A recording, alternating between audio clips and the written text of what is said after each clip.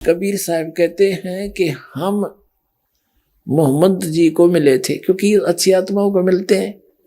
जैसे आदरणीय धर्मदास साहिब जी को मिले, आदरणीय मुल्कदास साहिब जी को मिले, आदरणीय दादू साहिब जी को, आदरणीय नानक साहिब जी को, आदरणीय गरीबदास साहिब जी गांव छुरानी जिला दद्दर वाले को, आदरणीय गीसा दास साहिब जी गांव खेखड़ा जिला मेरठ उत्तर प्रदेश वाले को, और आदरणीय हजरत मोहम्मद जी को मिले। तो कबीर साहब कहते हम मोहम्मद को मिले और हम मोहम्मद को वहां ले गए सतलोक में। इच्छा रूपी वहां नहीं रहे हो, क्योंकि यहाँ इनके बहुत से अनुयायी हो गए थे काफी संख्या में, और वहां नहीं रहे हो। उल्ट मोहम्मद मैल पठाया, हमने वापस छोड़ दिया। और गुज बीरज एक कलमा लाया और रोजा बंग नमाज दई रे, बिस्मल की नहीं बात कही रे। नबी मोहम्मद नमस्कार है राम रसूल कहाया, 1,80,000 को सौगंध जिन नहीं करत चलाया। अरस कुरस पर अल्लाह तकत है खालिक बिन नहीं खाली, और वो पैगंबर पाक पुरुष थे साहिब के अबदाई। कबीर साहब कहते हम इनको मिले थे जिंदा महात्मा के रूप में, और इनको हम ऊपर लेकर गए, पर इसने हमारी बात मानी नहीं। उल्ट मोहम्मद मैल पठाया, इस शरीर में छोड़ दिया। तो ये फिर कहते हैं गुज बीरज एक कलमा लाया, एक मंत्र है कलमा, जैसे गायत्री मंत्र को इस तरह का। और रोजा बंग और नमाज दई रे, हजरत मोहम्मद जी ने व्रत रखन की और आवाज लगान की बंग और नमाज करने की बात कही थी, बिस्मल की नहीं बात कही रे। उन्होंने ये बकरे मारने की बात नहीं की, क्योंकि अरस कुर्स पर अल्लाह तकत है, अल्लाह का तकत है ऊपर। अरस के कुर्स पर आखिरी आसमान के आखिरी सतर पर सतलोक रहता परमात्मा। अरस कुर्स पर अल्लाह तकत है खालिक बिन नहीं खाली। और ये पैगंबर तो पाक पुरुष थे, ये तो पवित्र आत्मा थी साहिब के अब्दाली, यानी परमात्मा के ये कृपा पात्र थे। ये ऐसा काम करे, मांस खाते ये ज्ञान होकर के, ये तुमने अपने जाड़ के स्वाद में बात बिगाड़ रखी है। कहते हैं नबी मोहम्मद नमस्कार है, वो तो एक आदरणीय महापुरुष थे, राम रसूल कहाया, भगवान का वो पैगंबर कहलाया। और 1,80,000 को सौगंध जिन नहीं कर चलाया। हजरत मोहम्मद जी के कुल 1,80,000 अनुयायी बने थे। उन्होंने कोई मांस नहीं खाता था, यहाँ तक कि ब्याज भी नहीं लेते थे आपस में किसी से, भरी मदद किया करते थे। तो जो आदमी इतना दयालु हो कि ब्याज की पीड़ा भी नहीं देनी, क्या वो मांस खाने की सलाह देगा? तो कहते हैं नबी मोहम्मद नमस्कार है राम रसूल कहाया, 1,80,000 को सौगंध। कहते पर सौगंध है उन महापुरुषों की, उन्होंने जिन नहीं कर्ज चलाया, उन्होंने तुम्हारी तरह बकरे नहीं काटे। तो यहाँ वही है कि इसमें प्रमाण तो वही है कि कुरान शरीफ का ज्ञान दाता कह रहा है कि तुझे जो जिंदा महात्मा के रूप में मिल रहा था वो कबीर अल्लाह है, और वो सब दुखों का दूर कर सकता है, सब पाप काट सकता है। वो वास्तव में अविनाशी है, उसको कोई मार नहीं सकता। देखिए अब हम फिर पढ़ रहे हैं कुरान शरीफ का सूरत फुरकानी 25, ये अनुवाद है, और यहाँ है ये कुरान शरीफ सूरत फुरकानी 25 का आयत नंबर 58 हम पढ़ रहे हैं। ए पैगंबर, उस जिंदा पर, इन्होंने अनुवाद कर दिया, ये नहीं पढ़ना, उस जिंदा पर जो जिंदा महात्मा के रूप में तुझे मिले थे पर भरोसा रखो, जो कभी मरने वाला नहीं है, वो वास्तव में विनाशी है। और तारीफ के साथ उसकी पाकी बयान करते रहो। यानी कुरान शरीफ के ज्ञान दाता से अन्य कोई और समर्थ शक्ति है जिसकी इस तरफ संकेत कर रहा है कुरान शरीफ का ज्ञान दाता पुण्यात्मा। ये समझ लेना, बस इसमें इतना समझना है। तारीफ के साथ उसकी पाकी यानी पवित्रता की बयान माने महिमा करते रहो, वर्णन करते रहो। और अपने बंदों के गुनाहों से वह जो कबीर लिखना था, वह कबीर खबरदार है, खूब जानता है, थारे दुखों को खूब दूर कर देगा। वो बालक नहीं है, उसकी महिमा करो, उसका गुणगान करते रहो। आगे देखो 58 पढ़ दी, अब 59 में, अब 59 नंबर हम पढ़ेंगे, 58 पूरी होगी। जिसने आसमानों और जमीन और जो कुछ उनके बीच में है सबको 6 दिन में पैदा किया, जैसा पवित्र बाइबल में लिखा है। फिर तख्त पर जा विराजा, वह अल्लाह बड़ा।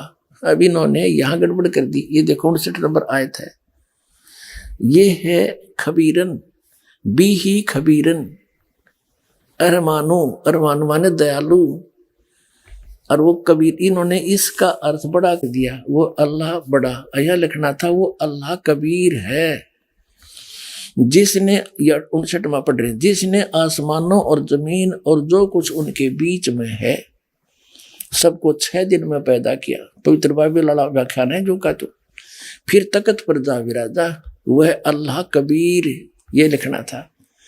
दयालु है, रहमान है, तो उसकी खबर, उस कबीर नामक अल्लाह की जानकारी किसी बाखबर यानी तत्वदर्शी संत इल्म वाले से पूछ देखो। इन दोनों पवित्र सदग्रंथों ने रल मिलकर क्या सिद्ध कर दिया कि परमात्मा मनुष्य दृश्य है। पवित्र बाइबल में कहा है कि भगवान ने अपने रूप जैसे ही मनुष्यों को नर नारी करके उत्पन्न किया,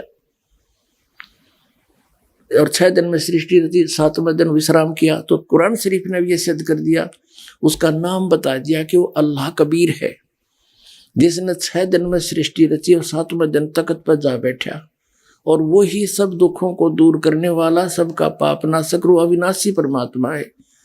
कुरान शरीफ का ज्ञानदाता अपनी स्पष्ट कर रहा है कि उसके बारे में तो जानता नहीं, उसकी जानकारी, कबीर नामक अल्लाह की जानकारी किसी बाखबर से पूछो, तत्वदर्शी संत के पास जाओ।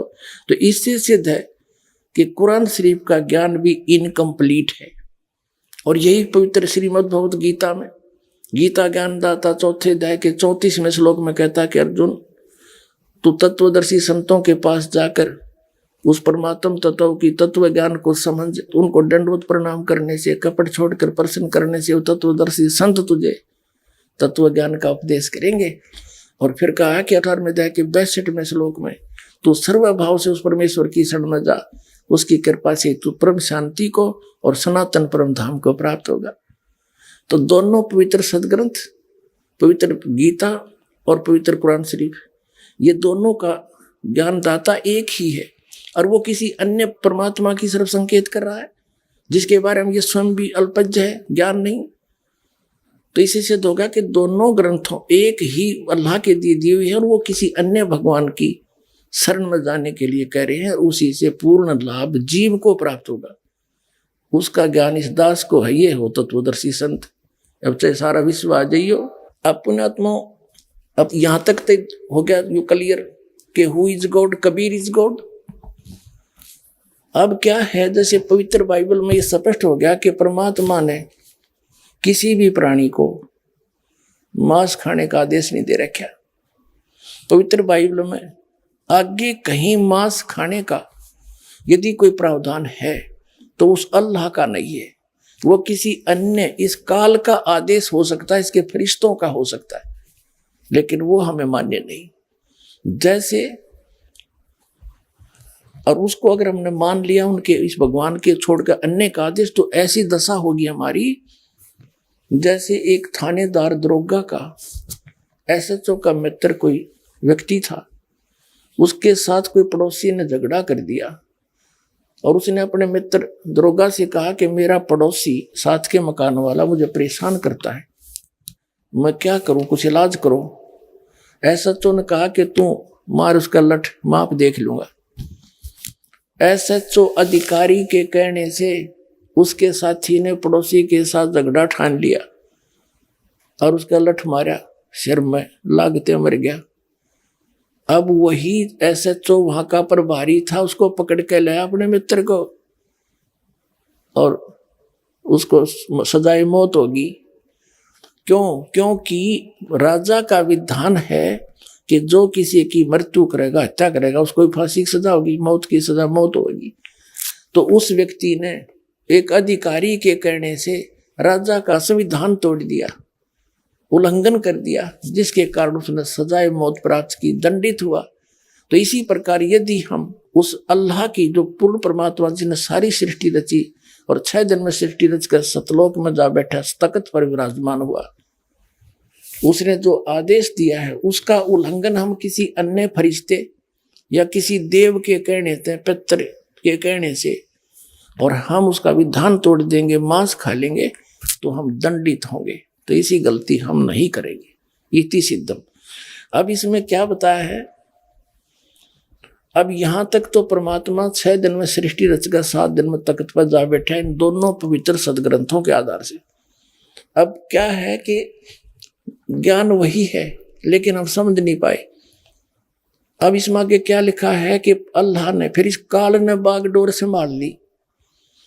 अल्लाह ने, भगवान ने एक आदम नाम का व्यक्ति उत्पन्न किया, फिर उसकी पत्नी हव्वा बनाई, उन दोनों को एक वाटिका में छोड़ दिया और उनको हिदायत दे दी कि इस वाटिका के बीचों बीच जो फल लगे हैं पेड़ों के, इनको ना खाना, नहीं तो मर जाओगे।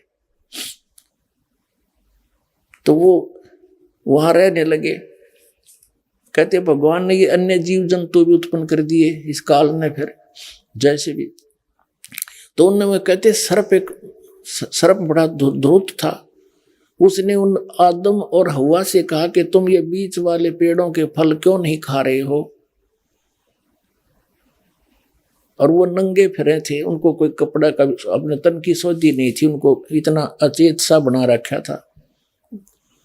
तो उन्होंने सर्प से कहा कि हमारे को भगवान ने मना किया है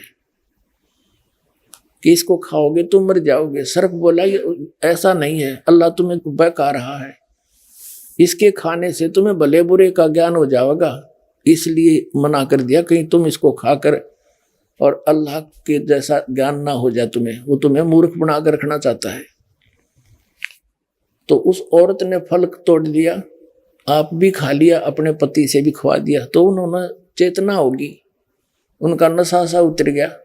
उन्होंने देखा तुम नंगे हो, तो उन्होंने वह अंजीर के पत्ते चौड़े चौड़े होकर उनका एक लंगोट बना लिया, आपस ने अपने गुप्तांग ढक लिए।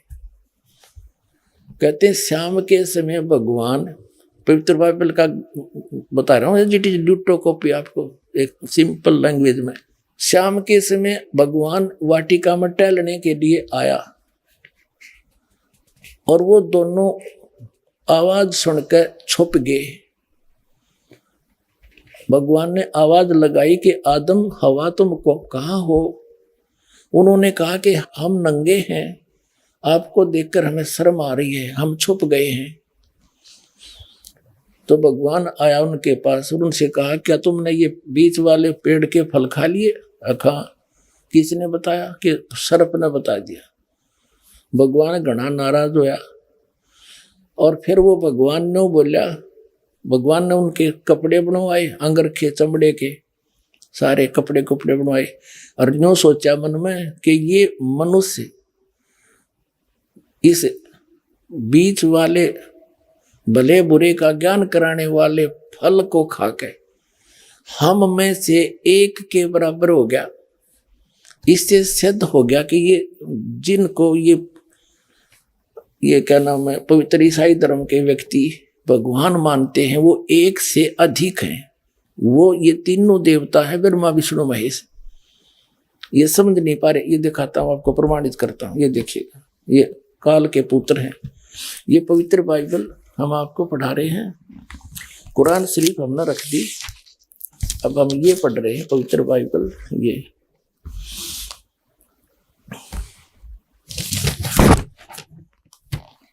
ये पवित्र बाइबल संपूर्ण जीवन अध्ययन बाइबल, प्रबंधक संपादक डेविड स्टुअर्ट, अंग्रेजी प्रधान संपादक Donald C Stamps, MA MD, संयुक्त समाज, ऐसे सारा तुम पढ़ जाओ अच्छी तरह, USA से छपा है। इसके हमने उत्पत्ति के यहाँ तक पढ़ लिया, फिर सांझ हुई, फिर भोर हुआ, इस प्रकार 6वां दिन हो गया।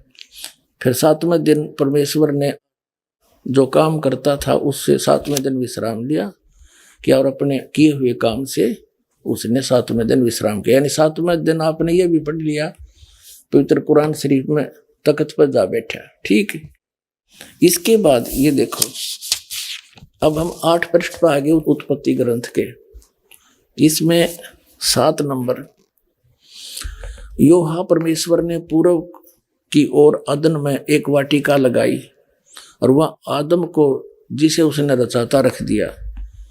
और यूहा परमेश्वर ने भूमि के सब भांति के वृक्ष जो देखने में मनोहर और उनके फल खाने में अच्छे हैं उगाए, और वाटिका के बीच में जीवन के वृक्ष को और भले बुरे के ज्ञान के वृक्ष को लगाया।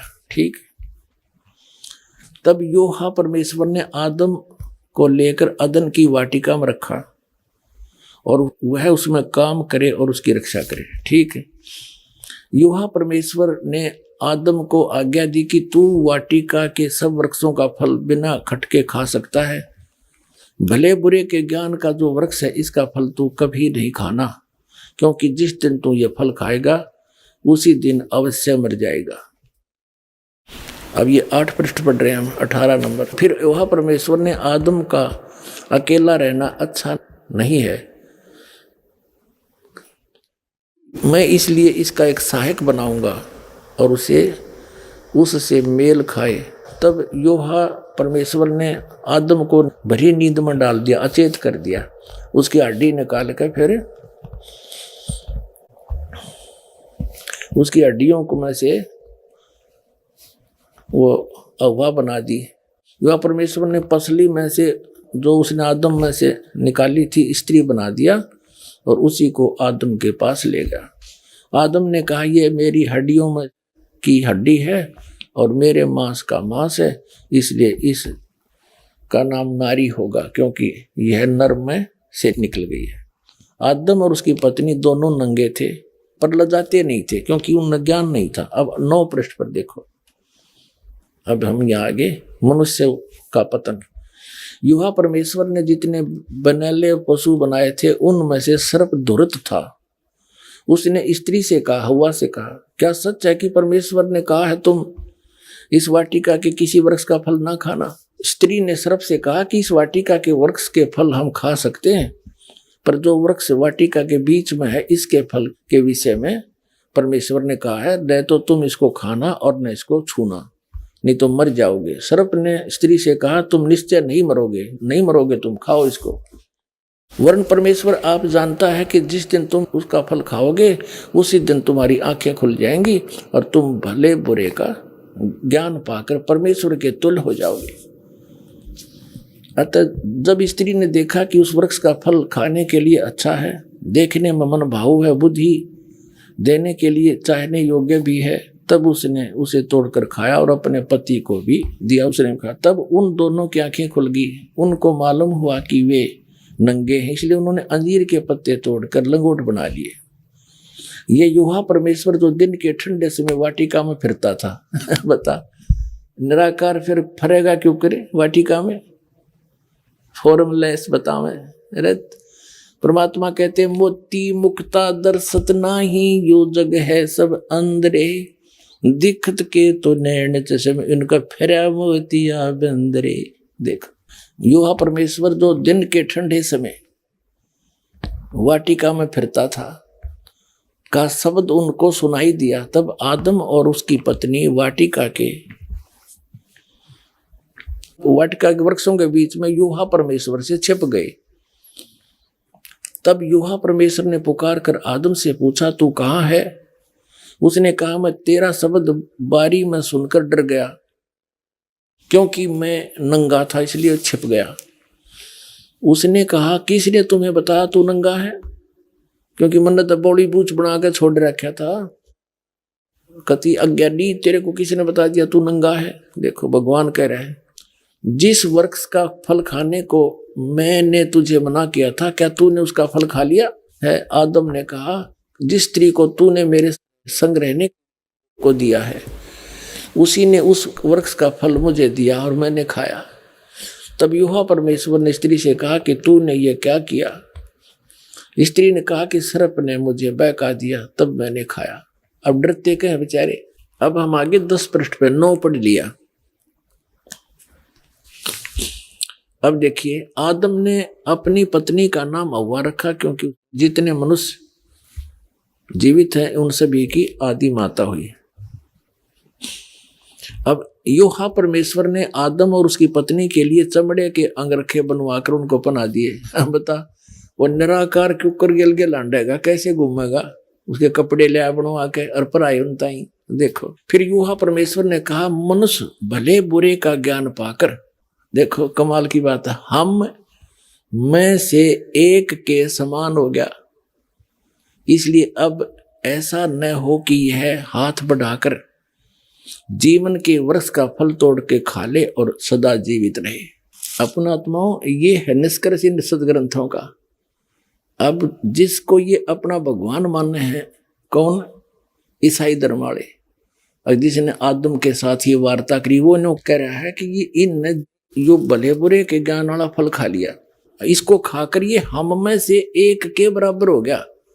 इसका मतलब है ईसाई धर्म के भगवान भी एक से अधिक है। अंडरस्टूड? फिर देख लो, उत्पत्ति ग्रंथ है, इसके 10 नंबर पृष्ठ पर ये 3:22 है। फिर यूहन्ना ने कहा मनुष्य भले बुरे का ज्ञान पाकर हम में से एक के समान हो गया है। ठीक है, इसी से हो गया कि एक से अधिक हुए इनके भगवान, वही ब्रह्मा विष्णु महेश। और ये बात दिखाता हूं। अब देखिएगा, ये उत्पत्ति ग्रंथ है, प्रश्न नंबर हम 23 पर आगे, और इसकी 17वीं आयत का ये देखिए, खतने का बचाव। अब अब्राहम 99 वर्ष का हो गया, तब यूहन्ना ने उसको दर्शन देकर कहा मैं सर्वशक्तिवान ईश्वर हूं, मेरी उपस्थिति में चल और सिद्ध होता जा। अब ठीक हो गया, सामने दिख है, अब सामने आ गया और दर्शन दिए, और फिर नो के गौदीज फॉर्मूला से तरह के जो आगे दिखाता हूं आपको। ये देखिएगा 24 पृष्ठ पे, 24 पृष्ठ पे यही उत्पत्ति ग्रंथ है, ये जेनेसिस बोल रहे हैं इसको। इसकी 3 अतिथि 18। अब्राहम ममरे के बांज वृक्ष के बीच कड़ी धूप के समय तंबू के द्वार पर बैठा हुआ था, तब यूहन्ना ने उसे दर्शन दिए। भगवान ने, ये यूहन्ना कहे परमात्मा ने, उसने आंख उठाकर दृष्टि की तो क्या देखा कि 3 पुरुष उसके सामने खड़े। ये तीनों ब्रह्मा विष्णु महेश अन्य रूप धार के वहां खड़े हो गया के। देखो, जब उसने उन्हें देखा तब उनसे भेंट करने के लिए तंबू के द्वार से दौड़ा और भूमि पर गिरकर दंडवत की और कहने लगा, हे प्रभु, यदि मुझ पर तेरी अनुग्रह की दृष्टि है तो मैं विनती करता हूं कि अपने दास के पास से चले न जाना। मैं थोड़ा सा जल लाता हूं और आप अपने हाथ पांव धोकर इस वृक्ष के नीचे विश्राम करें, और मैं एक टुकड़ा रोटी ले आऊं और उससे आप अपने अपने जीव को तृप्त करें, तब उसके पश्चात आगे बढ़ें, क्योंकि आप अपने दास के पास इसलिए पधारे। उन्होंने कहा, तू जैसा कहता है वैसा ही कर। ठीक है, अब ये 3 हो गए और साकार हो गए। और फिर आगे कहता है, देखो प्रश्न नंबर 25 पर, ये वैसे काफी प्योर ना, हम सब अपना अपना हिसाब कर लेंगे। सांझ को वे 2 दूत सोदाम के पास आए, उनमें से एक तो टल गया, 2 वो चले गए सोदाम के पास, और लूत सदोम के फाटक के पास बैठा था। उनको देखकर वह उनसे भेंट करने के लिए उठा और मुंह के बल झुक कर दंडवत कर रहा, हे मेरे प्रभु, अपने दास के घर में पधारिए और रात भर विश्राम कीजिए। बिना खमीर की रोटियां बनाकर उनको खिलाई।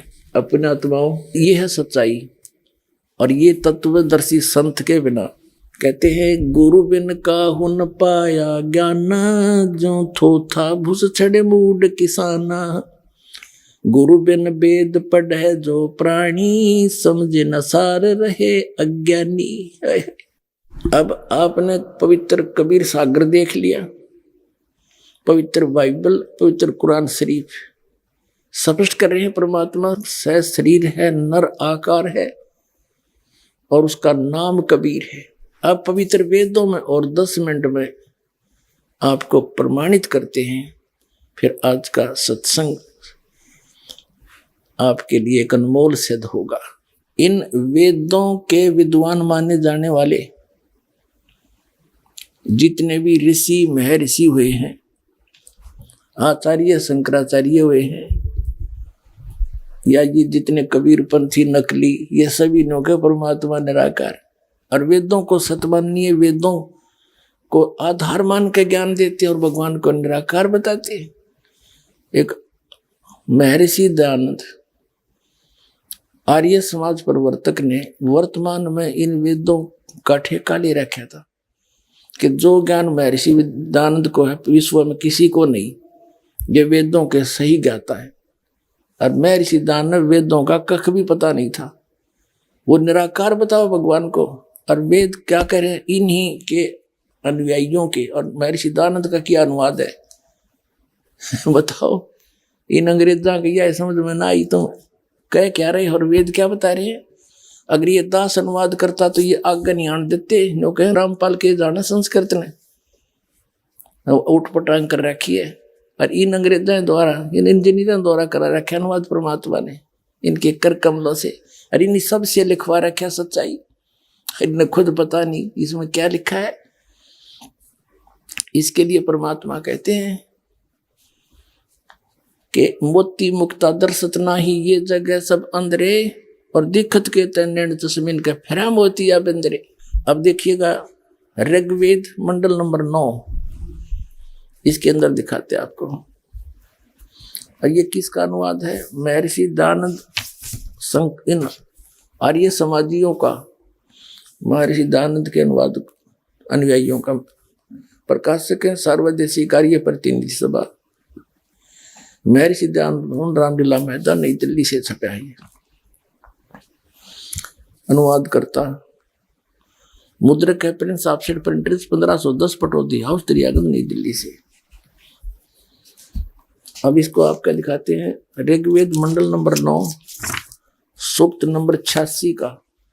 ऋग्वेद मंडल नंबर 9 सूक्त 86 का मंत्र 26। इसमें वही प्रमाण जो का त्यों, वही प्रमाण जो कबीर सागर में धर्मदास जी ने बताया आंखों देख के, वो ज्यों का जो प्रमाण आपको इन पवित्र वेदों में मिलेगा। देखिएगा ऋग्वेद मंडल नंबर 9 सूक्त 86 का मंत्र 26 है। यहाँ है ये कबीर शब्द, हम इसको कबीर बोल रहे हैं, वह को हम वह बोलते हैं अपने देसी लैंग्वेज में, देसी भाषा में। यज्ञ करने वाले यजमानों के लिए परमात्मा, यज्ञ माने धार्मिक अनुष्ठान करने वाले यजमान माने भक्तों के लिए परमात्मा सब रास्तों को सुगम करता हुआ उनके विघ्नों को, संकटों का को मर्दन करता है, नाश करता है, और उनको पवित्र करता हुआ और अपने रूप को सरल करता हुआ वह कांति में परमात्मा देखे। इन्होंने इस कबीर का इन्होंने ऐसे संधि छेद कर अर्थ कर दिया सर्वज्ञ, विद्युत के समान क्रीड़ा करता हुआ। या लिखना था वो कबीर देव वर्णीय पुरुष को प्राप्त होता है। वर्णीय माने अच्छे श्रेष्ठ पुरुष को प्राप्त होता है। अपने आत्मा इन्होंने यहाँ कबीर का अपसर्ग लगा के कवि ही बना दिया, अर्थ कर दिया सर्वज्ञ। देखो ये कबीर अतो, इसका इन्होंने ये संधि छेद कर दिया। इसका अर्थ यहाँ लिखना था कबीर देव, बुद्धिमता ये थी। जैसे उदाहरण के लिए ये यजुर्वेद है, ये यजुर्वेद है, इसका ऊपर रह लगा है, इसको संधि छेद करेंगे इस रह को यहां लगा सकते हैं, दो अपसर्ग। जहां भी इस यजुर्वेद नामक ग्रंथ की महिमा होगी और वहां केवल यजु भी लिखा हो तो उसका अंडरस्टूड अनुवाद करता ने लिखना पड़ेगा यजुर्वेद, वो बुद्धिमान है। अगर ऐसा लिखता है इसका अर्थ कर दे यजु का, तो जिसकी महिमा बताई जा रही हो तो फिर उसका ज्ञान कैसे होगा? वो क्या चीज है? कोई पुस्तक है या कोई और वस्तु है? देखिएगा ये यजुर्वेद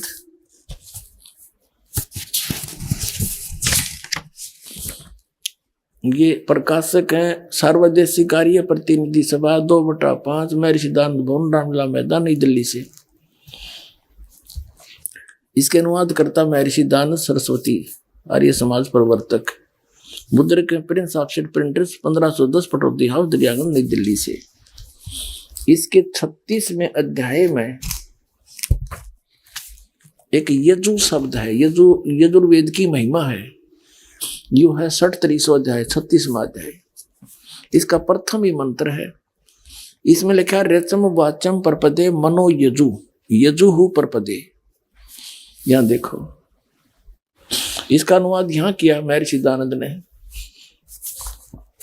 यहां लिखा कि ये यजु का अर्थ इसने यजुर्वेद करना पड़ा, ओनली यजु लिखा मूल पाठ में, तो बिल्कुल ठीक किया। और यहां अगर कर देता इसका अर्थ तो कैसे पता लगता है महिमा यजुर्वेद की है किसी और की।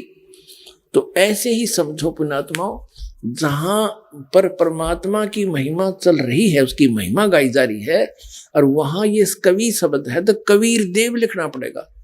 और जहां पर कोई कविता के बारे में है तो वो अंडरस्टूड है काव्यकार, उसका अलग अर्थ किया जा सकता। सर्वज्ञ तो हो ही नहीं सकता, कवि कोई सर्वज्ञ हुआ आज तक? इन मारा के सट्टे। अब आपको दिखाते हैं हम, फिर ये ऋग्वेद पर आगे यजुर्वेद रख दिया। अब हम यहां आगे ऋग्वेद मंडल नंबर 9 सूक्त 86 का ये मंत्र 26 है, हम फिर पढ़ने इसका। कहते हैं यज्ञ करने वाले यजमानों, तो यानी साधना करने वाले साधकों, भक्ति करने वाले भक्तों के लिए परमात्मा सब रास्तों को सुगम करता हुआ उनके विघ्नों को, संकटों को मर्दन करता है और उनको पवित्र करता हुआ और अपने रूप को सरल करता हुआ वह कांतिमान यानी तेजोमय शरीर युक्त परमात्मा कबीर देव, यहाँ लिखना चाहिए हमने कबीर देव, बस हम कबीर साहब बोल रहे हैं, ये कबीर देव लिख दें, ये व्याकरण के ज्ञाता कबीर देव लिख देते, हम उसको कबीर देव बोला। हाँ, कबीर देव माने परमेश्वर, कबीर साहब कह दें, भाषा भिन्न है, बाकी उसी महिमा की, उसी परमात्मा की महिमा चारों वेद बता रहे हैं। कबीर साहब ने कहा था, धर्मदास ये चारों वेद मेरी ही महिमा का गुणगान करते हैं, वेद मेरा भेद है, मैं ना मिलूं वेदन के माही, और जौन वेद से मैं मिलूं ये वेद जानते नहीं। ये चारों वेद मेरी ही महिमा बता रहे हैं, लेकिन इन वेदों में वर्णित विधि से मेरी प्राप्ति नहीं, क्योंकि यजुर्वेद अध्याय नंबर 40 के मंत्र नंबर 10 से लेकर 13 तक स्पष्ट कर दिया है कि उस परमात्मा की सही जानकारी तो तत्वदर्शी संत बताओगे, उन तो पूछ ले। वेद ज्ञान दाता भी वही है जो गीता ज्ञान दाता है, और वही कुरान शरीफ ज्ञान दाता है। तो ये कहता है कि उनसे पूछो। तो यहां पर जो परमात्मा कहते हैं कि जो वेदों में ज्ञान है वो तो मेरे बारे में है, लेकिन मेरे पाने की विधि को ना, क्योंकि ये वेदों में केवल एक ओम मंत्र है। यजुर्वेद अध्याय नंबर 40 के और मंत्र नंबर 15 में कहा कि ओम कर्तु समर कल्वे समर कर्तुम समर, मुझ ब्रह्म का ओम नाम है।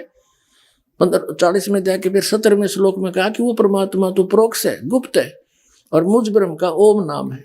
तो वेदों से इन ऋषियों ने ज्ञान तो था नहीं, तत्वदर्शी संत मिला नहीं, ओम नाम को पूर्ण परमात्मा का मान कर रगड़ा लाना शुरू कर दिया। ये तो ओम का काल का जाप है, ब्रह्म का, इससे जन्म मरण छूटे नहीं, तो वो परमात्मा नहीं मिल सकता इन वेदों में वर्णित विधि से।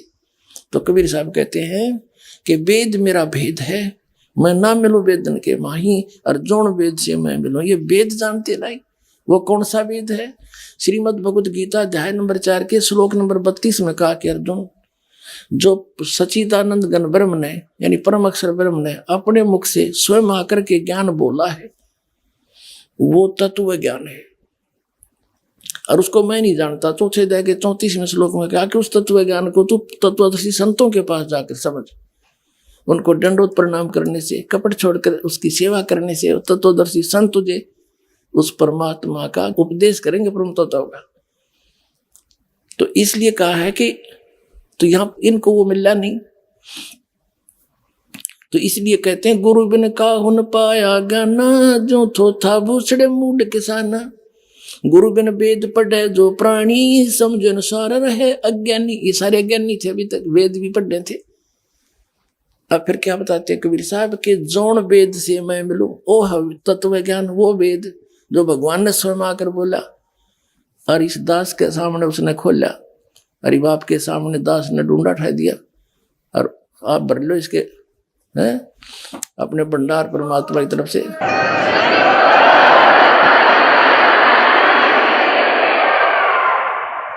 तो यहाँ कबीर साहब कहते हैं वेद मेरा भेद है। तो ये प्रकट हो रहा है कि कबीर है वो परमात्मा जो अपने रूप को सरल करके हल्का तेज पुंज का बना के, जैसे आप जी ने कबीर सागर में देखा, धर्मदास जी ने जब नीचे से कबीर साहब आए हुए थे जिंदा महात्मा के रूप में, एक सिंपल मैन जैसा बॉडी, और जब ऊपर सतलोक में जाकर देखा वही परमात्मा सिंहासन पर बैठे हैं, सिर पे मुकुट है, ऊपर छतर है, और उसके एक रोमकूप में करोड़ सूर्य मिला दे, करोड़ चंद्रमा मिला दे, ऐसा उनका शरीर की शोभा, इससे भी ज्यादा रोशनी है। तब धर्मदास ने परमात्मा पर विश्वास हुआ कि वही है जो नीचे से ऊपर गया था। तब धर्मदास जी ने पूछा, हे परमात्मा, आपने अपना वो रूप, वो शोभा यहाँ क्यों नहीं शोभा युक्त आए? तो परमात्मा ने कहा, जब मैं एज इट इज उसी शोभा उसी तेज पुंज से यहाँ आ जाऊं तो इस निरंजन यहाँ के ब्रह्म भगवान का कलेजा हिल जा, और उस इतने नूर ने तुम देख नहीं सकते चरम दृष्टि, वो तो ऊपर की दृष्टि उस आत्मा वाली न्यारी है, उनसे देखा जाता है। इसलिए मैं अपने उस हल्के उस शरीर को सरल करके आया हूं। या अपने उसमें कबीर सागर में प्रमाण देख लिया, और ये वेद बता रहे हैं कि वो परमात्मा अपने रूप को सरल करके, यानी वहां तो घना नूर है उनका, और जब तब यहाँ आता है अच्छी आत्माओं को मिलता है। देखिएगा ऋग्वेद मंडल नंबर 9 सुख 86 का मंत्र 26 पढ़ रहे हैं हम। ये है वेद ज्ञान है। अपने रूप को सरल करता हुआ वह कांति में परमात्मा कबीर देव, यो कबीर साहब लिखना था ना कबीर देव को, जो कबीर परमेश्वर विद्युत के समान क्रीड़ा करता हुआ, यानी विद्युत जैसी स्पीड इतनी गति से आता है और वर्णीय पुरुष को यानी श्रेष्ठ आत्मा को प्राप्त होता है। और देखो 27 में कमाल कर दिया। ऋग्वेद मंडल नंबर 9 सुख 86 का मंत्र 27 में क्या कहा है? वह प्रकाश पुंज परमात्मा को, जो परमात्मा ध्रुवलोक के और तीसरे पृष्ठ पर विराजमान है, वहां बैठा है वो भगवान, वहां रहता है और वहां से चलकर आता है गति करके। अब और दिखाते हैं ऋग्वेद मंडल नंबर 9 सूक्त 82 का है। ऋग्वेद मंडल नंबर 9 सूक्त 82 का, और ये मंत्र नंबर 1 देखें। इसमें लिखा है कि जो सर्वोत्पादक प्रभु, सबकी उत्पत्ति करने वाला परमात्मा, प्रकाश रूप, सद्गुणों की वर्षा करने वाला और पापों का हरण करने वाला, वह राजेव, राजेव माने राजा के समान, राजा के समान। देख ये 269 पे कदे नकली फिर न कह दे, पृष्ठ बदल गया होगा। और ये 270 पे राजा के नुन पढ़ दिया आपने, राजा के समान दर्शनीय है, देखण में राजा के समान है, सिंहासन पर बैठा है और वह पृथ्वी आदि लोकांतरों के चारों ओर शब्दमान हो रहा है। वह वर्णीय पुरुष को जो दृढ़ भक्त है उसको पवित्र करता हुआ प्राप्त होता है। उसको मिलता अच्छी आत्माओं को। जिस प्रकार विद्युत यानी आकाशीय बिजली स्नेह वाले स्थानों को आधार बनाकर प्राप्त होता है। अब आगे बताऊंगा, पहले ये पढ़ ले। अब दूसरा मंत्र ऋग्वेद मंडल नंबर 9 सूक्त 82 का मंत्र 2। हे परमात्मन, वो किस उद्देश्य से आते हैं? उन भक्तों को मिलते हैं उपदेश करने की इच्छा से आप, उनको तत्व ज्ञान बताने की इच्छा से आप महापुरुषों को प्राप्त होते हो। आप अत्यंत गतिशील पदार्थ के समान हमारे आध्यात्मिक यज्ञ को प्राप्त होते हैं, बहुत स्पीड ताते हो। और आप सर्वज्ञ नहीं, कबीर देव हैं, आप कबीर परमात्मा हैं। आप कबीर परमात्मा हो गया स्पष्ट, आप कबीर परमात्मा हैं, शुद्ध स्वरूप हैं। हमारे पापों को दूर करके हे सोम, हे अमर परमात्मा, हमको सुख दे। अपने आत्माओं क्या बताया है कि वो परमात्मा सतलोक में रहता है, उसके तीसरे भाग में, तीसरे पोर्शन में, सबसे ऊपर वाले में, टॉप मोस्ट। गरीबदास साहिब जी ने परमात्मा को देखा,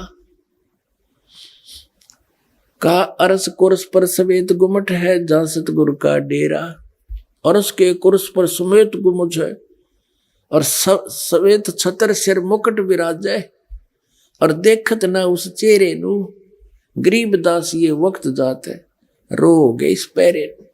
कहते हैं जब तत्वदर्शी संत मिला नहीं और यू ज्ञान समझ में आया नहीं, तो ये मनुष्य जीवन आपका चला जाएगा। और रोग इस पैरे ने, इस समय ने याद करके रोया करोगे। इन नकली संतों से पीछा छुटाओ, इस दास के पास आओ और अपना कल्याण करो। बोलो सतगुरुदेव।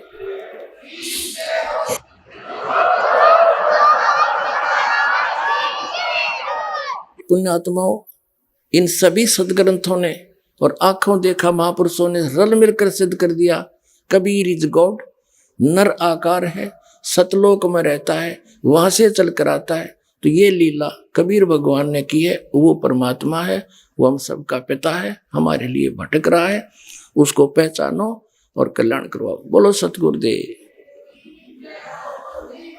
परम पिता परमात्मा पूर्ण ब्रह्म सारी सृष्टि के रचनार, ये कबीर साहिब जी हैं, कबीर परमात्मा है जो काशी के अंदर,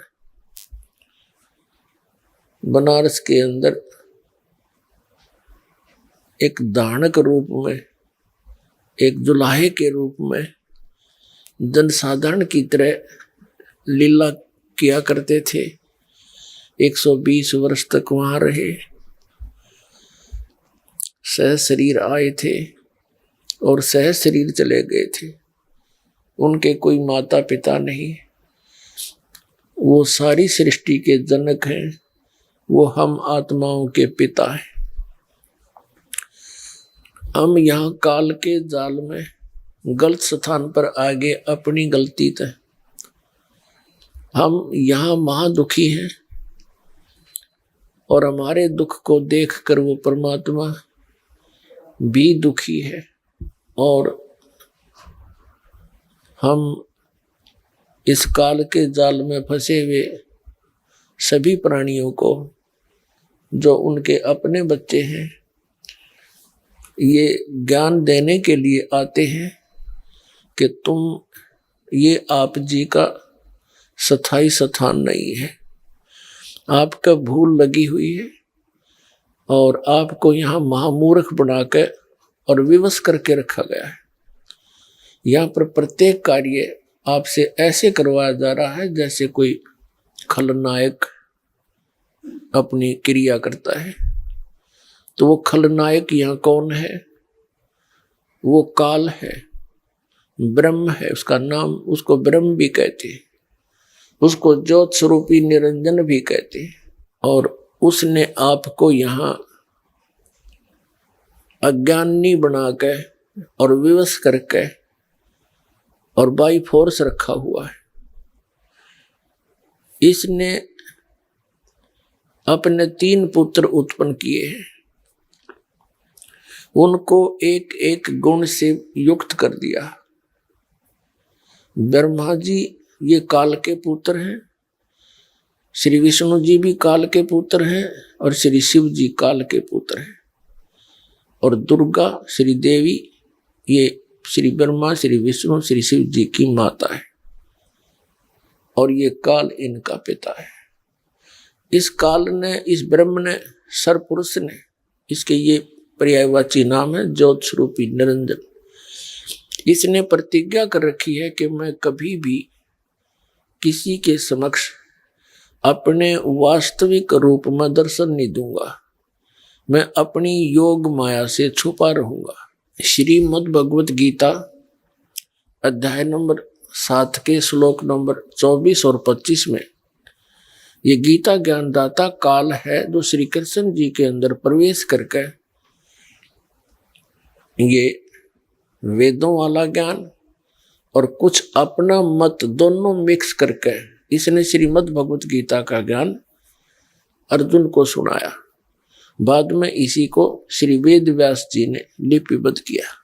उसमें इसने कहा है कि ये मूर्ख जन समुदाय मुझ अव्यक्त को माम अव्यक्तम व्यक्तिम आपनम मनन्ते अबुझा, ये मुझ अव्यक्त को ये व्यक्ति रूप में आया हुआ श्री कृष्ण मान रहे हैं, मैं कृष्ण नहीं हूं, क्योंकि मैं अपनी योग माया से छुपा रहता हूं, मैं कभी किसी के समक्ष नहीं आता।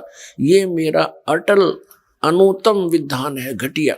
और जिस कारण से ये श्री ब्रह्मा जी, श्री विष्णु जी, श्री शिव जी को भी अपने पिता का ज्ञान नहीं, कौन है हमारा पिता, और इस काल के भी पिता ने, सबके जनक ने, कबीर परमात्मा ने, परम पूज्य कबीर परमेश्वर जी ने, उस दानक ने, उस जुलाए ने, जो हम सब का उत्पत्ति करता है, उसने इस काल की भी उत्पत्ति उसी ने की, उन्होंने आके बताया। श्रीमद् भगवत गीता अध्याय नंबर 2 के श्लोक नंबर 12, अध्याय नंबर 4 के श्लोक 5 और 9 में, गीता अध्याय नंबर 10 के श्लोक नंबर 2 में गीता ज्ञानदाता अपनी सतीति बताता है कि अर्जुन तेरे और मेरे बहुत जन्म हो चुके हैं, तू नहीं जानता, मैं जानता हूं। मेरे जन्म और कर्म अलौकिक है, और मेरी उत्पत्ति को ये ऋषिजन और ये देवता नहीं जान सकते, क्योंकि ये सब मेरे से उत्पन्न हुए। इससे सिद्ध है कि इसका जन्म भी हुआ है और इसकी जन्म मृत्यु भी होती है, ये नासवान भी है। ब्रह्म सरपुरुष, जिसको ऋषि ब्रह्म ब्रह्म कर कहने कहे, उसकी पूजा किया करती है, स्वयं नासवान है। और ये खुद गीता अध्याय नंबर 18 के श्लोक नंबर 62 में कहता है कि अर्जुन तू सर्वभाव से उस परमेश्वर की शरण में जा, जिसकी कृपा से तू परम शांति को और सनातन परम धाम को प्राप्त होगा। अर्जुन ने 8वें अध्याय के प्रथम मंत्र में पूछा कि आप जिन जो 7वें अध्याय के 29वें श्लोक में जिस तत्परम के विषय में कहा कि उसको जानकर प्राणी फिर उस तत्परम को जानकर कोई भी साधक फिर यहाँ की किसी वस्तु की डिमांड नहीं करता, वो केवल जरा और मरण से छूटने का ही प्रयत्न करता है। जरा माने बुढ़ापा और मरण माने मृत्यु। तो 8वें अध्याय के प्रथम श्लोक में पूछा वो किम तत्परम, 8वें अध्याय के 3रे श्लोक में कहा वो परम अक्षर ब्रह्म है। वो परम अक्षर ब्रह्म है जो गीता ज्ञानदाता से अन्य है। तो कहने का भाव ये है कि ये इसने प्रतिज्ञा कर रखी है कि मैं कभी किसी के समक्ष नहीं आऊंगा। और उस परम पिता ने आके बताया कि यू काल है और यू वहां रहता है 21वें ब्रह्मांड में। इसका ओछा माथा, लंबे दांत और विकराल शरीर, जब ये चाहे मोर की तरह पंख फैला लेता है, चारों तरफ घुमा लेता है। ऐसे ये 1000 भुजा तक का भगवान है, शक्तिशाली है, इतनी शक्ति है इसके अंदर। और जब चाहे वो 1000 भुजा दिखा देना, चाहे तो 2 भुजा में भी रह जाए, ये 4 भी प्रकट कर ले। और ये कभी भी अपने वास्तविक रूप में नहीं आता। श्रीमद् भगवत गीता अध्याय नंबर 11 के श्लोक नंबर 32 में ये खुद कहता है कि अर्जुन मैं काल हूं और अब प्रवृत्त हुआ हूं इन सब सेनाओं को खाने के लिए, सब लोगों को मारने के लिए, रक्षा करने के लिए। अर्जुन का साला था श्री कृष्ण, और अर्जुन पूछ रहा है उसको कि हे महानुभाव आप कौन है, मैं आपसे अनभिज्ञ हूं, मैं आपको नहीं जानता। बता, साला को नहीं जाना कर आदमी, क्योंकि उस समय वो अपने विकराल रूप श्री कृष्ण से निकल कर बाहर विकराल रूप दिखाया और कृष्ण को अचेत करके खड़ा कर दिया साइड में। तो तब उसके प्रकाश में अर्जुन ने कृष्ण नहीं दिखा, वो दिखा विकराल रूप और कांपा खड़ा खड़ा। तब उसने 11वें अध्याय के 47 और 48 में कहा कि अर्जुन ये है मेरा असली रूप, और इस रूप का आज तक पहले ना किसी ने पहले दर्शन हुए तेरे बिना, और ना आगे हो सकते, ना किसी जप से, ना तप से, और ना किसी क्रिया से, ना वेदों वर्णित विधि से, ना किसी यज्ञ से इस रूप के दर्शन नहीं हो सकते, यानी ब्रह्म प्राप्ति नहीं हो सकती। वेदों में वर्णित विधि से भी नहीं हो सकती। वेदों में क्या विधि है? ओम नाम का जाप और ये 5 यज्ञ, बस इतना सा है। तो यही ऋषियों ने किया, यही इन ब्रह्मा विष्णु महेश जी ने किया, इनको भगवान तो मिला नहीं। और ये हठ योग करने लग गए। हठ योग क्यों करने लगे? कि जब ब्रह्मा जी को इस काल भगवान ने कमल के फूल पर प्रकट कर दिया, बिठा दिया और सचेत कर दिया, पहले ये कोमा में था, तब ये कहता है कि मैं ना जाने कहां से उत्पन्न हो गया, मेरा कौन जनक है मुझे मालूम नहीं। फिर आकाशवाणी हुई कि तप करो, 1000 वर्ष तक तप किया। ये श्री देवी भागवत के 3रे स्कंद में प्रमाण है जो दास आपको सुना रहा है। जब 1000 वर्ष तक ब्रह्मा जी ने तप कर लिया, फिर कहा सृष्टि करो। फिर ये सृष्टि करने लग गया, क्योंकि 1000 वर्ष तप करके इसके अंदर सिद्धि आ गई। बैटरी चार्ज कर ली इसने और सिद्धि भर ली रिमोट काल के हाथ में, इनके पिता के। इसी प्रकार विष्णु जी ने 12,000 वर्ष तक तप किया। ऐसे शंकर जी तो आप देखो सारे दिन आसन लगाए बैठे रहते हैं हर समय। तो ये इनसे बैटरी चार्ज कराता है, इनको सिद्धियों से परिपूर्ण कर लेता है, और फिर जब चाहे अपने रिमोट से वहां इनसे नाश करवा देता है, और जहां चाहे वो क्रिया अपनी आप करवाता है। ये तो इसके कठपुतली है।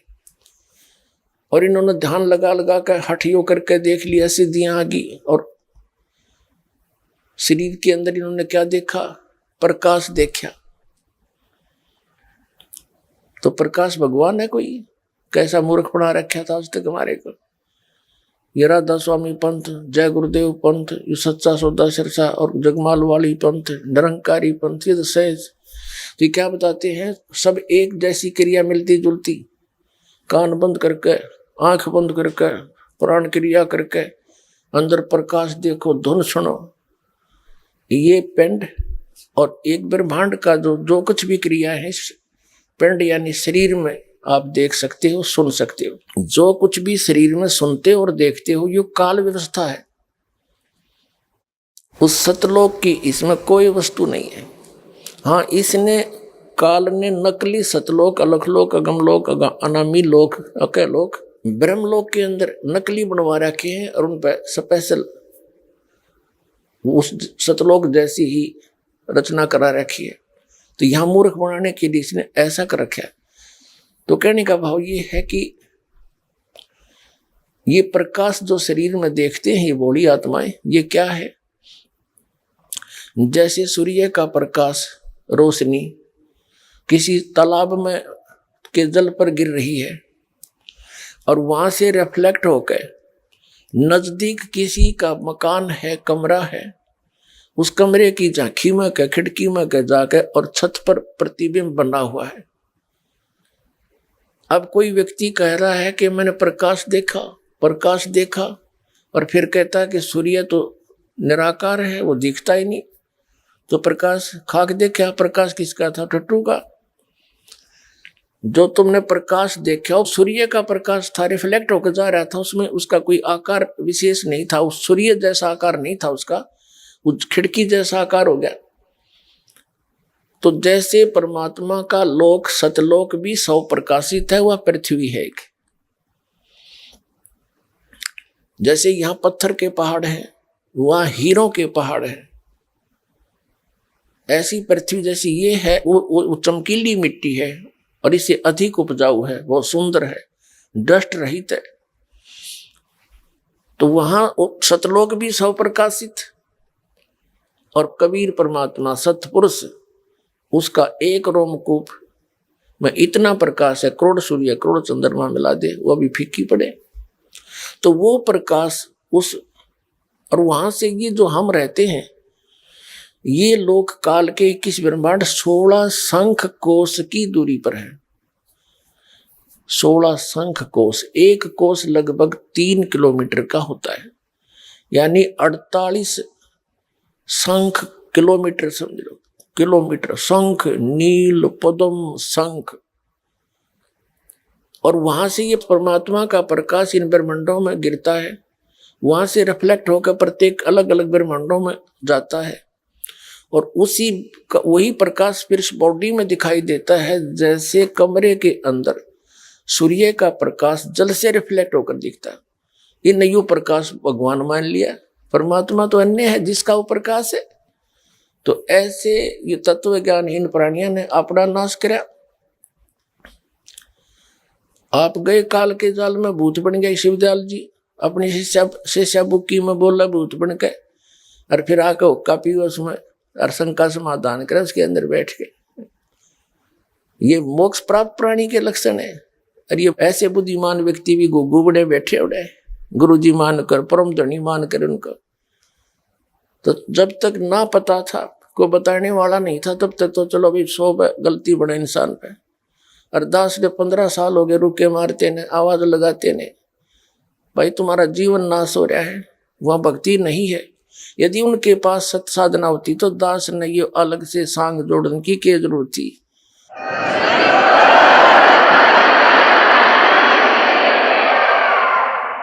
क्या मुझे रोटी नहीं मिल रही थी?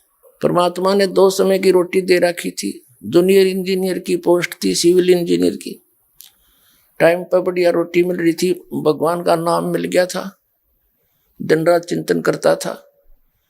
परमात्मा ने दया बख्शी, गुरुदेव ने आदेश दे दिया, बेटा अब तू दीक्षा दिया कर।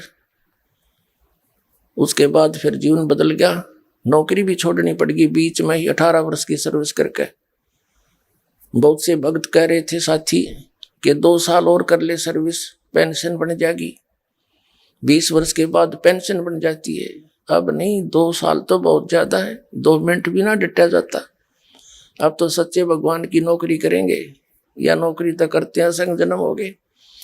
तो पुण्यात्मा दास का अगर उनके पास वस्तु होती तो मैं नहीं करता इस काम ने, कति भूल के भी ना करूं मैं। एक अपने सिर पर दोष धरना, मिसगाइड करना। एक व्यक्ति जा रहा कहीं पर और जिस व्यक्ति को ज्ञान नहीं और वो उसको मार्गदर्शन कर देता है और वो विपरीत दिशा में भेज दिया, 300 किलोमीटर जाकर उसको पता लगा, तो रोवेगा उस दुष्ट ने कि यू क्या करे उसने, ना पता होता तो मना कर देता, मुझे नहीं मालूम भाई, इससे अच्छा किसी और से पता करके अपना 10 मिनट पीछे चल पड़ता। तो ये नकली संत हैं टोटली पूरे विश्व के अंदर, समझ लेना।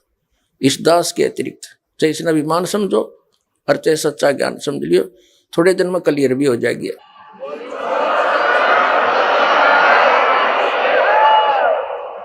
तो पुण्यात्माओं,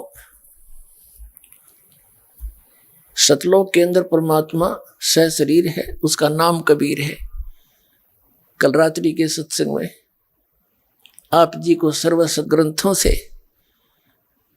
रूबरू कराया और कितना निर्णायक ज्ञान प्रत्येक सदग्रंथ में है। लेकिन संत ही यानी अपने सिलेबस की किताबों को, बुक्स को टीचर ही जाना करता है, फिर विद्यार्थियों को पढ़ाता है।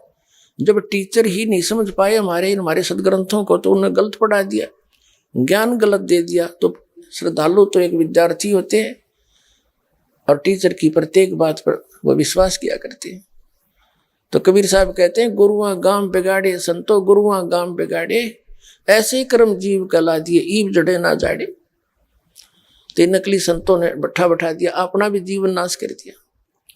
और दास बार बार कहता है, इनके बारे में सरेआम कह दिया, सीडी बना कर भेज दी, पुस्तक छाप दी, और ये टेलीविजन के माध्यम से इंटरनेशनल स्तर के टीवी इन पर चलन लग रहा है। 5 साल 4 साल थे।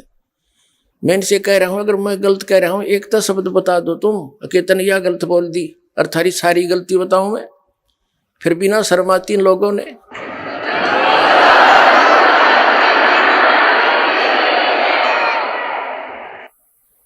और ये फायदा उठाए बैठे हैं श्रद्धालुओं की श्रद्धा का।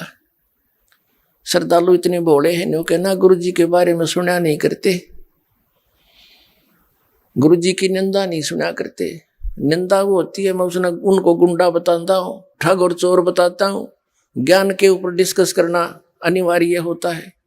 कोई आपको बता रहा है कि रास्ते में कि तेरा मार्ग ठीक नहीं भाई, गलत जा रहे हो, तो क्या उसने सोचना नहीं चाहिए? अवश्य सोचना चाहिए, जोर देना चाहिए उस बात पर, क्यों कहा इसने, तो खूब तसल्ली करके आगे यात्रा करनी चाहिए। ये बुद्धिमान का कार्य है।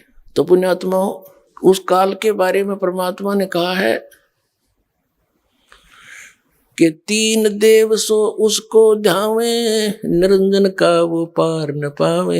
ये तीनों देवता ब्रह्मा विष्णु महेश भी इस निरंजन का ही ध्यान लगा रहे हैं, समाधि लगा के, और निरंजन का वो पार नहीं पावे। ये अपने पिता को नहीं पा पाए आज तक, मोक्ष तो बहुत दूर की बात है। तो उस परम पिता ने, पूर्ण ब्रह्म ने आके, कबीर परमात्मा जी, ये सत्य पुरुष है। जितने भी वर्तमान के, चाहे वो कबीर पंथी है, चाहे और अन्य सतलोक की महिमा गाते हैं, या चाहे कोई वेद और गीता का अध्ययन करनिया या उसके ऊपर प्रवचन करके जनता को ज्ञान देने वाले हैं, या कोई किसी भी मजहब धर्म के हैं, चाहे वो सिख धर्म के, चाहे ईसाई धर्म के, चाहे हिंदू धर्म के, चाहे मुसलमान धर्म के, जितने भी संत और श्रद्धालु हैं, जैसे सिख धर्म के अंदर आदरणीय नानक साहेब जी को छोड़कर अन्य कोई भी परमात्मा से परिचित नहीं था, परमात्मा प्राप्ति नहीं हुई थी। तो नानक साहिब जी के अतिरिक्त अन्य किसी भी सिख समाज में या हिंदू समाज में या ईसाई समाज में सभी ये कह रहे हैं कि परमात्मा निराकार है। हर वेद शास्त्र सदग्रंथ ये स्पष्ट कर रहे हैं कि वो तो शरीर है, वो मनुष्य दृश्य है, उसका नाम कबीर है। अपनात्माओं, कल थोड़ा सा एक प्रसंग रह गया था, क्योंकि पवित्र वेदों में आपको प्रमाणित कर दिया था कि परमात्मा मनुष्य दृश्य शरीर है, वहां से गति करके आता है और अच्छी आत्मा को मिलता है। तो किन किन को मिले? आदरणीय धर्मदास साहिब जी को, आदरणीय मुलुकदास साहिब जी को, आदरणीय दादू साहिब जी को, आदरणीय नानक साहिब जी को, आदरणीय गरीबदास साहिब जी को गांव छुड़ानी जिला दद्दर वाले को, आदरणीय घीसा दास साहिब जी को गांव खेखड़ा जिला मेरठ उत्तर प्रदेश वाले को। इनको जो परमात्मा मिले और सतलोक लेकर गए, फिर इनको वापस छोड़ा, अपने से परिचित कराया। 3 महापुरुषों की तो दास को जानकारी है, और भी बहुत सौ को मिले होंगे जो हमारे प्रकाश में नहीं आए। तो कहने का भाव यह है कि इन महापुरुषों ने आंखों देखकर बताया परमात्मा से शरीर है, और वो सतलोक में रहता, उसका नाम कबीर है। गुरु ग्रंथ साहिब के अंदर आपको दिखाते हैं, गुरु ग्रंथ साहिब के अंदर लिखा है वो परमात्मा साकार है और मनुष्य दृश्य है, उसका सारे अंगों का वर्णन किया हुआ दिखाते हैं। आदरणीय नानक साहिब जी को परमात्मा जिंदा महात्मा के रूप में मिले थे कबीर जी, और बेई नदी पे वो स्नान करने प्रतिदिन जाया करते थे। वहां उनकी भेंट हुई, फिर उनको वहां से दरिया में डुबकी लगवा कर परमात्मा अंतर ध्यान कर दिया। लोगों ने सोचा डूब गए, और उनको एकांत स्थान में ले जाकर उनका शरीर सुरक्षित रख दिया, और उस आत्मा, प्यारी आत्मा को ऊपर के सब ब्रह्मांडों की जानकारी रूबरू कराया वहां के सब लोगों से। सतलोक में परमात्मा को देखा कबीर जी को, असंख्य ब्रह्मांड के सिंहासन पर वही जिंदा महात्मा जो नीचे से गया था, वही सारी सृष्टि का करता है। और फिर परमात्मा कबीर जी ने कहा था कि मैं काशी बनारस में रहता हूँ, कबीर मेरा नाम है, जुलाहा मेरा धानक मेरा काम है, और सतनाम दूंगा, वहां आ जाना। तब नानक साहिब जी तीसरे दिन वापस छोड़ दिया परमात्मा कबीर जी ने, सतपुरुष ने, अमर पुरुष ने, सतल पुरुष ने सारा दिखाकर। तो नानक साहिब जी नौकरी करते थे मोदी खाने में, सुल्तानपुर के अंदर नवाब के यहाँ। वह नौकरी त्याग दी परमात्मा प्राप्ति के लिए। पहली उदासी बनारस की करी उन्होंने। काशी में जाकर पता किया तो देखा कभी परमात्मा एक जुलाहे का कार्य कर रहे, बैठे बैठे खड्डी में अपने झोपड़ी में। नानक साहिब जी ने देखा कि तो वो ही है परमात्मा जो सतलोक में देखा था मैंने, जैसे धर्मदास ने देखा। तो क्या कहते हैं, आंखों में पानी भर के पुण्यात्मा आज तो हम मजहबी बन गए, अपने अपने धर्म ने बस फाइनल मान रहे, चाहे वो हमारे समझ में आया ना आया। जिन्होंने भगवान की इच्छा थी उन्होंने धर्म नहीं बनाए, उन्होंने धार्मिकता बढ़ाई थी। आज किसी धर्म में देख ले, धार्मिकता का नाम नहीं, और धर्म में दृढ़।